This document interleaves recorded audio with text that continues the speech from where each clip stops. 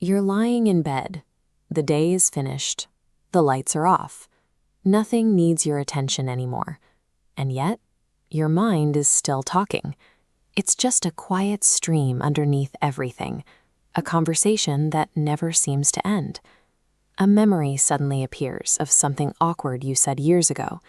Then tomorrow arrives, a meeting, a decision, a conversation that hasn't even happened. And somewhere in the middle of it all, a strange realization appears. You didn't choose any of it. The thoughts were already there. Before long, you find yourself living entirely inside events that are not taking place, completely unprompted by your own conscious choice. Most of us spend our lives assuming that thinking is an action we perform during our normal daily routines. We go through life treating our brain as if there is someone sitting inside of it, deliberately creating each individual thought. But when you look closely, the experience feels entirely different. You're simply driving to work, and suddenly you're replaying an argument.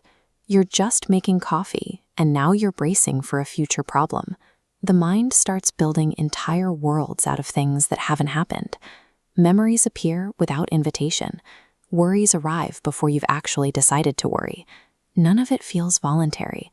It's almost as if you walked into a room and discovered a conversation that had started completely without you. Underneath all of this surface noise, something else is happening. A quieter, much faster process. There is an engine in the mind that is constantly scanning. It is looking for uncertainty. It is looking for unfinished things. It searches for anything that might matter. A slight shift in someone's tone of voice, a weird look on a friend's face, an unanswered message. Before you've consciously responded, something inside has already started working. The mind begins connecting pieces, building stories, creating possibilities. Preparing for outcomes. That's why certain thoughts keep returning. Not because they're always true, because they feel unfinished. The uncertain conversation, the decision you haven't made.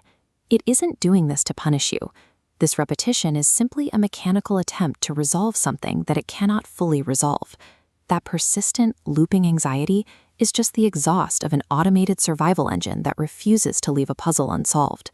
You can see this clearest when external distractions become quiet, when you're staring out a train window or sitting alone with a coffee. The movement continues. The memories and the imagined futures keep playing. Eventually, a possibility emerges.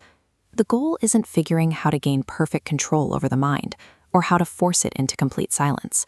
For thousands of years, contemplative traditions like Vedanta have pointed toward a different way of looking. The focus isn't on the thought itself. It is on the fact that the thought is being noticed. Thoughts move, emotions move, and sensations move. Entire moods arrive and disappear. But something remains present through every single change. Something notices the memory, the worry, the anticipation. Thoughts come and go, yet the noticing remains. It sits there, quietly and effortlessly, without needing you to do anything at all. The thought appears, then the feeling appears. I am thinking. But what if that feeling arrives after the thought? What if the thought comes first, and the sense of ownership follows behind it? If that's true, then the question becomes difficult to ignore. If thoughts are already appearing before you decide to think them, then where exactly is the thinker? Most people rush past that question because our daily experience feels incredibly continuous. There always seems to be someone there, choosing and controlling. But continuity isn't the same thing as control. When you stay with that realization, the mental stream doesn't stop, it just becomes visible. The certainty that you are the one creating every thought begins to soften. The question is no longer, how do I stop my thoughts? It becomes something much more direct. What is it that is aware of all of this happening?